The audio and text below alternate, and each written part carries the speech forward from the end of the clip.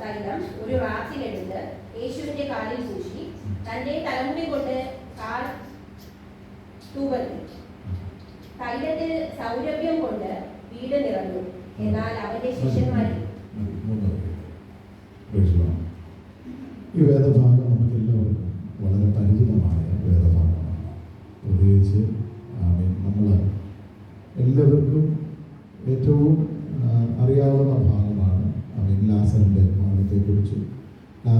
മരണത്തെക്കുറിച്ചും ഉയർപ്പിനെക്കുറിച്ചും അതിനുശേഷമുള്ള കാര്യങ്ങളെക്കുറിച്ചൊക്കെ നമുക്ക് വളരെ വ്യക്തമായിട്ട് അറിയാം. എനിക്കറിയാം ഇപ്പോൾ തന്നെ നിങ്ങളുടെ മനസ്സിൽ നിങ്ങൾ കേട്ടിട്ടുള്ള പ്രസംഗങ്ങളും ആശയങ്ങളും ചിന്തകളും ഒക്കെ ഇങ്ങനെ അലയടിക്കുന്നുണ്ടാകും. ഇതിൽ നിന്ന് എന്താണ് പുതിയതായിട്ട് എന്നൊരു പക്ഷേക്കുള്ള ചിന്തയുണ്ട്. പുതിയതായിട്ടൊന്നുമില്ല. ഞാൻ ആ വാക്യം ഒന്ന് വായിച്ച് ഒന്ന് രണ്ട് കാര്യങ്ങൾ മാത്രം നിങ്ങൾക്ക് അറിയാവുന്ന ഒന്നും കൂടി ഒന്ന് ഓർമ്മിച്ചുണർത്തുക മാത്രമാണ് ചെയ്യുവാനായിട്ട് ആഗ്രഹിക്കുന്നത്. അല്ലെങ്കിൽ ഇവിടെ നമ്മൾ വായിക്കുമ്പോൾ ഉയർപ്പിച്ച ലാസർ പാർത്ത ബഥാനിയിലേക്ക് യേശു പെസഹയ്ക്ക് 6 ദിവസം മുമ്പേ എന്ത് ചെയ്തു അല്ലെങ്കിൽ അവിടെ അവർ എന്ത് ചെയ്തു എന്ന് പറയുന്നത് അത്താഴം നൽകി. മാർത്ത ശുശ്രൂഷ ചെയ്തു. രണ്ടാമത്തെ വ്യക്തി ലാസർ അവരോടുകൂടി പന്തിയിലിരുന്നു. അപ്പോൾ മറിയ വിലയേറിയ സ്വച്ഛജലമാംസ തൈലം ഒരു റാത്തിലെടുത്ത് യേശുവിൻ്റെ കാലിൽ പൂശി. അല്ലേ നമ്മൾ വായിക്കുന്നുണ്ട്. അല്ലെങ്കിൽ 3 പേരെ കുറിച്ച് നമ്മൾ എന്ത് ചെയ്യുന്നുണ്ട്? ഇവിടെയുള്ള പരാമർശം കടന്നു വരുന്നു. നമുക്കറിയാം ഈ പട്ടണത്തെക്കുറിച്ച് നമുക്കറിയാം, ഈ വ്യക്തികളെക്കുറിച്ചും നമുക്ക് വ്യക്തമായിട്ട് അറിയാം. നമ്മൾ വായിക്കുന്നത് ഈ ബഥാനി എന്ന് പറയുന്നത് ഒരു ചെറിയ ഗ്രാമമാണ്, വലിയൊരു പട്ടണമല്ല, ചെറിയൊരു ഗ്രാമമാണ്. അല്ലെങ്കിൽ അവിടെ ഒരു ചെറിയ ഒരു ഭവനം. ആ ഭവനത്തിൽ ആര് വന്നിരിക്കുന്നു? യേശു വന്നിരിക്കുന്നു. ഇതിനു മുമ്പ് ആ ഭവനത്തിൽ യേശു വന്നിട്ടുണ്ട്. എന്നാൽ അവർ ക്ഷണിച്ചിട്ടായിരുന്നു. അവർ പറഞ്ഞു അല്ലേ, അവർ ക്ഷണിച്ചപ്പോഴാണ് വന്നത്. ഈ ഭവനത്തിലേക്ക് വരുവാനായിട്ട് ഇടയായിത്തീരുന്നു. എന്നാൽ ഇന്ന് ക്ഷണിച്ചതായിട്ട് കാണുന്നില്ല. യേശു ആ ഭവനത്തിൽ എന്ത് ചെയ്തു? വരുവാനായിട്ട് ഇടയായിത്തീരുന്നു. അവിടുത്തെ ഒരു പ്രത്യേകത അല്ലെങ്കിൽ അതിനകലെയായിട്ട് അല്പം അകലെയായിട്ട് വലിയൊരു ദേവാലയമുണ്ട്. അവിടെ എന്ത് നടക്കുന്നുണ്ടെന്ന് അറിയാമോ? അവിടെ ഒരു പെരുന്നാൾ നടക്കുന്നു അല്ലേ. അതിൻ്റെ നമുക്കറിയാം, അതിൻ്റെ 11-ാം അധ്യായത്തിൻ്റെ അവസാന ഭാഗങ്ങളൊക്കെ വായിക്കുമ്പോൾ അവിടെ നമ്മളത് വായിക്കുന്നുണ്ട്. അതിൻ്റെ 55 മുതലുള്ള വാക്യങ്ങൾ വായിക്കുമ്പോൾ യഹൂദന്മാരുടെ പെസഹ അടുത്തിരിക്കാൻ പലരും തങ്ങൾക്ക് ശുദ്ധി വരുത്തുവാൻ പെസഹയ്ക്ക് മുമ്പേ നാട്ടിൽ നിന്ന് യെരുശലേമിലേക്ക് എന്ത് ചെയ്തു? പോയി. അവർ അവിടെ യേശുവിനെ അന്വേഷിച്ചു. ദേവാലയത്തിൽ നിന്നുകൊണ്ട് എന്ത് തോന്നുന്നു അവന് അങ്ങനെ മഹാപുരോഹിതന്മാരും പരീക്ഷന്മാരും അവരെ പിടിക്കണമെന്ന് വെച്ച് അവരിയ്ക്കുന്ന ഇടം ആരെങ്കിലും അറിയിച്ചാൽ അറിവ് കൊടുക്കണമെന്ന് അവരോട് കൽപ്പിച്ചു. അപ്പോൾ അവിടെ നടക്കുന്നത് എന്താണ്? അവിടെ പള്ളിയിൽ വലിയൊരു പെരുന്നാളും സംഭവങ്ങളും ഒക്കെ നടക്കുന്നുണ്ട്. പക്ഷേ അവിടെ ആരില്ല, അവിടെ യേശുവില്ല. യേശു ഇവിടെ കൊണ്ട് ഒരു ചെറിയ ഭവനത്തിൽ, ബഥാനി എന്ന് പറയുന്ന പട്ടണത്തിലെ ഒരു ഗ്രാമത്തിലെ ഒരു ചെറിയ ഭവനത്തില ആരുള്ളത്? യേശു. അല്ലേലൂയ. അപ്പം ഞാൻ പറഞ്ഞു വന്നത് അല്ലേലൂയ, അപ്പം യേശു ഇല്ലെങ്കിലും പെരുന്നാളൊക്കെ നടക്കും. അല്ലേലൂയ. യേശു വേണമെന്ന് നിർബന്ധമൊന്നുമില്ല. അല്ലേലൂയ. നമ്മുടെ വിഷയം അതല്ലേ. അല്ലേലൂയ. ഇവിടെ നമ്മൾ കാണുന്നത് യേശു ആ ഭവനത്തിലേക്ക് എന്ത് ചെയ്തു? വരുവാനായിട്ട് ഇടയായിത്തീർന്നു. ഇതുപോലെ അവനെ കേൾക്കുന്ന ദൈവജനമേ, അല്ലേലൂയ. ഒരിക്കൽ നമ്മൾ യേശുവിനെ നമ്മുടെ ജീവിതത്തിലേക്ക് എന്ത് ചെയ്തതാ? ക്ഷണിച്ചത്. അല്ലേലൂയ. എന്നാൽ ഇപ്പോൾ ക്ഷണമില്ലാതെ ആര് വരും? യേശു നമ്മുടെ ജീവിതത്തിലേക്ക് വരുവാനായിട്ട് ഇടയായിത്തീർന്നു. ഇവിടെ സംഭവിച്ചതാണ്. അല്ലേലൂയ. ഇതിനു മുമ്പ് അവരെന്ത് ചെയ്തു? ക്ഷണിച്ചു. അല്ലേലൂയ. എന്നാൽ ഇന്ന് വന്നിരിക്കുന്നത് ക്ഷണിച്ചിട്ടല്ല, ദൈവം തന്നെ അവിടേക്ക് കടന്നു വന്നിരിക്കുക. അല്ലെങ്കിൽ എന്തിനു വേണ്ടിയാ? അല്ലെങ്കിൽ അവരെ കാണുവാനും ആരാധന സ്വീകരിക്കുവാൻ, ശുശ്രൂഷ സ്വീകരിക്കുവാൻ, അവരെ ബലപ്പെടുത്തുവാൻ ഒക്കെ ആയിട്ട് ആരുണ്ട് അവിടെ? യേശുവിൻ്റെ സാന്നിധ്യം അവരെ അനുഭവിക്കുവാനായിട്ട് ഇടയായിത്തീർന്നു. അവിടെ നമ്മൾ കാണുന്നത് അല്ലെങ്കിൽ 3 പേരും എന്ത് ചെയ്യുന്നുണ്ട്? യേശുവിനോട് ഒപ്പമുണ്ട് അല്ലേ. 3 പേരെ കുറിച്ച് ഇവിടെ പരാമർശമുണ്ട്. അല്ലെങ്കിൽ 3 പേർക്കും അവർക്ക് ദൈവം കൊടുത്തിരിക്കുന്ന ദൈവ കൃപയ്ക്കനുസരിച്ച് അവരെന്ത് ചെയ്യുന്നുണ്ട്? യേശുവിനെ ശുശ്രൂഷിക്കുന്നുണ്ട്, യേശുവിനെ സ്നേഹിക്കുന്നുണ്ട്, യേശുവിൻ്റെ അടുത്തിൽ. അവിടെ നമ്മൾ വായിക്കുന്നു 1-ാമത്തെ വാക്യം തന്നെ, യേശു മരിച്ചവരിൽ നിന്ന് ഉയർത്തെഴുന്നേൽപ്പിച്ച ലാസർ പാർത്ത ബഥാനി. അല്ലേലൂയ. അതുപോലെ നമ്മൾ കേൾക്കുന്ന ദൈവത്തിൻ്റെ ജനമേ, അല്ലേലൂയ. അതൊരു ചെറിയ പട്ടണമാണ് എങ്കിലും ഇന്ന് ആ പട്ടണം അറിയപ്പെടുന്നത് ആരുടെ പേരില? ലാസറിന്റെ പേരില്ല. ഹല്ലേലൂയ. ഇതുപോലെ കാലം അല്ലെങ്കിൽ നമ്മൾ ചിന്തിക്കേണ്ടത് ഒരു വസ്തുത. ഹല്ലേലൂയ. ആമേൻ. കർത്താവിൽ നിന്ന് അനുഗ്രഹങ്ങൾ പ്രാപിച്ച, വിടുതൽ പ്രാപിച്ച ദൈവജനം പാർക്കുന്ന ഇടം, ഹല്ലേലൂയ, ആമേൻ, അറിയപ്പെടേണ്ടത് ദൈവജനത്തിന്റെ പേരില്ല. ഹല്ലേലൂയ. നമ്മളെ കുറിച്ച് പറയേണ്ടത്, ഹല്ലേലൂയ, ഒരാൾ ചോദിക്കുമ്പോൾ, ഹല്ലേലൂയ, ആ ചർച്ചിൽ പോകുന്ന വ്യക്തിയുടെ വീടിനടുത്താണോ? ഹല്ലേലൂയ. പലരെ കുറിച്ച് അങ്ങനെ ചോദിച്ചിട്ടുണ്ട്. ഹല്ലേലൂയ. ആമേൻ. ആ പെന്തക്കോസ്തിൽ പോകുന്ന ആളിന്റെ വീടിന്റെ അടുത്തല്ലേ നിങ്ങളുടെ വീട്? അല്ലെങ്കിൽ അങ്ങോട്ട് പോകുന്ന വഴിയല്ലേ? ഹല്ലേലൂയ. ആമേൻ. ഇതൊക്കെ എന്താണ്? ഇതൊക്കെ ഒരു വലിയ സാക്ഷ്യമാണ്. ഹല്ലേലൂയ. ഇതൊക്കെ ഒരു വലിയ സാക്ഷ്യമാണ്. നമുക്കതൊരു നിസാരമായിട്ട് തോന്നിയാലും, ഹല്ലേലൂയ, ലോകം എന്ത് ചെയ്യുന്നുണ്ട്? നമ്മളെ ശ്രദ്ധിക്കുന്നുണ്ടെന്ന്. ഹല്ലേലൂയ. മറ്റുള്ളവർ എന്ത് ചെയ്യുന്നുണ്ട്? നമ്മളെ വീക്ഷിക്കുന്നുണ്ട്. ഹല്ലേലൂയ. നമുക്ക് നമ്മളെ കുറിച്ച് വലിയ മതിപ്പൊന്നും ഇല്ലെങ്കിലും, ഹല്ലേലൂയ, നമ്മളെ വലുതായിട്ട് കാണുന്ന ഒരു സമൂഹമുണ്ട് എന്ന് ഇന്ന് പോകാൻ നമ്മൾ മറന്നു പോവുകയാണ്. ഹല്ലേലൂയ. അതുകൊണ്ടാണ് പറയുന്നത്, ഹല്ലേലൂയ, ആമേൻ, ലാസറിന്റെ പേരിൽ ഇപ്പൊ ആരറിയപ്പെടുന്നത്? ഈ പട്ടണം തന്നെ അറിയപ്പെടുന്നു. ഹല്ലേലൂയ. ആമേൻ. നമുക്ക് വിഷയത്തിലേക്ക് കടന്നു വരാം. താഴേക്ക് വായിക്കുമ്പോൾ വായിക്കുന്നത്, ഹല്ലേലൂയ, ഈ പട്ടണത്തിൽ, ഹല്ലേലൂയ, ഒരു സമയത്ത്, ഇതിനു മുമ്പ് യേശുവോടെ വരുന്ന സമയത്ത് അവിടെ എന്താ ഉള്ളത്? വലിയ ദുഃഖമായിരുന്നു, വലിയ വിലാപം ഉണ്ടായിരുന്നു, അല്ലേ?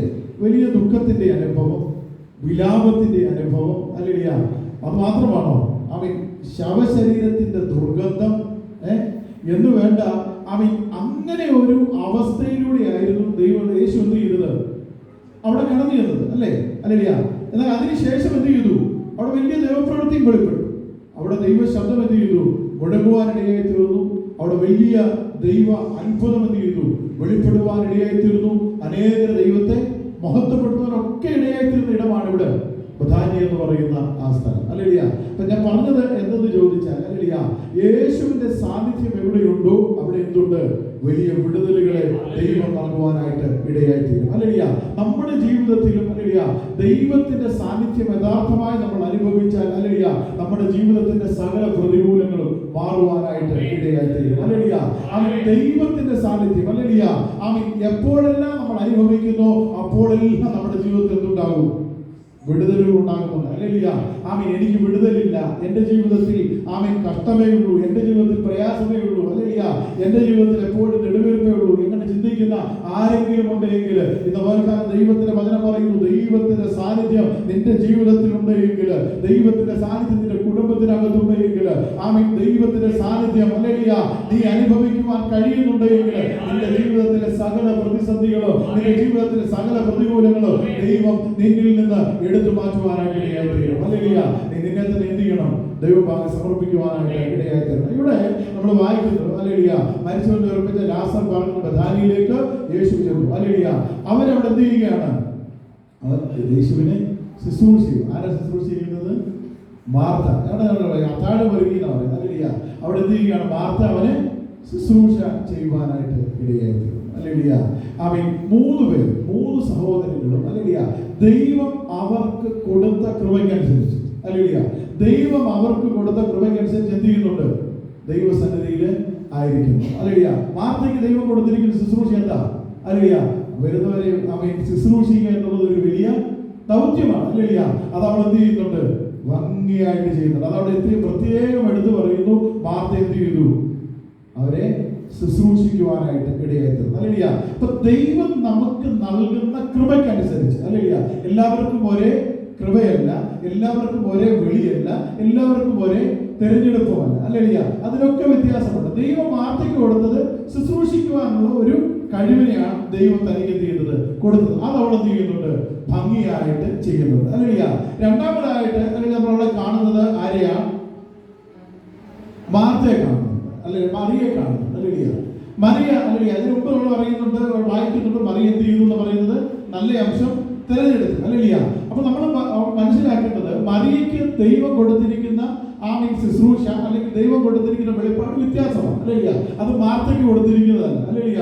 അവിടെ അവൾക്കുണ്ടായിരുന്ന സമ്പാദ്യത്തെ, അവൾക്കുണ്ടായിരുന്ന സകലത്തെയും ദൈവത്തിന് മുമ്പാകെ സമർപ്പിക്കുവാനുള്ള ഒരു മനസ്സാർക്കുണ്ടായിരുന്നു? മറിയയ്ക്കുണ്ടായിരുന്നു. ഹല്ലേലൂയ. അതവൾ എന്ത് ചെയ്തു? ഭംഗിയായി, വൃത്തിയായി എന്ത് ചെയ്തു? ചെയ്യുവാനായിട്ട് ഇടയായി തീർന്നു. ഹല്ലേലൂയ. ആരും പറഞ്ഞിട്ടല്ല. ഹല്ലേലൂയ. അതിനു മുമ്പ് ആരും ആ ശുശ്രൂഷ ചെയ്തതായിട്ട് നമ്മൾ എവിടെ എത്തിയിട്ടില്ല, വായിക്കുന്നില്ല. ഹല്ലേലൂയ. ദൈവം എന്താണോ അവളുടെ ഹൃദയത്തിൽ തോന്നിപ്പിച്ചത് അവൾ എന്ത് ചെയ്തു? അത് പ്രവർത്തിക്കുവാനായിട്ട് ഇടയായിത്തീർന്നു. ഹല്ലേലൂയ. മൂന്നാമത്തെ വ്യക്തി ആരാണ്? ലാസർ. ഹല്ലേലൂയ. ലാസർ എവിടെയായിരിക്കുന്നത്? കർത്താവിനോട് കൂടി പന്തിയിലിരിക്കുക. ഹല്ലേലൂയ. അത് മതി, അവന്റെ ശുശ്രൂഷ അത് മാത്രമേ ഉള്ളൂ. എന്താ? ഹല്ലേലൂയ. ലാസർ ഇവിടെ ഇരുന്നാൽ മതി, അത് തന്നെ വലിയൊരു സാക്ഷ്യമാണ്. ഹല്ലേലൂയ.